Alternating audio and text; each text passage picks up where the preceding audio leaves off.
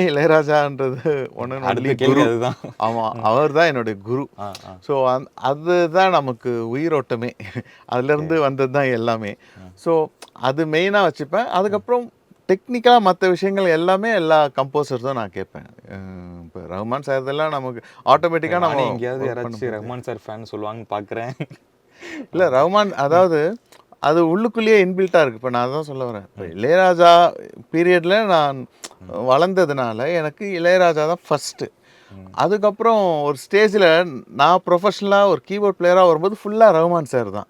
So என்னென்னா இளையராஜா சாரோட டியூனாக இருந்தாலும் அந்த ப்ரெசன்டேஷன் வந்து ரஹ்மான் சார் தான் பயங்கரமாக நம்மளை இன்ஸ்பயர் பண்ணுவார். ஏன்னா அந்த என்ன சொல்கிறது அந்த சவுண்டை வந்து ஒரு ஒரு நியூ வேர்ல்டுக்கு கொண்டு போனது நம்ம ரஹ்மான் சார். ஸோ அதெல்லாம் நம்ம கேட்டு கேட்டு வளர்ந்தனால அந்த அப்ரோச் தான் இருக்கும். அதனால தான் எனக்கு ரெண்டுமே பிளெண்ட் ஆன மாதிரியான ஒரு விஷயந்தான் வருதுன்னு நான் நினச்சிக்கிட்டு இருக்கேன்.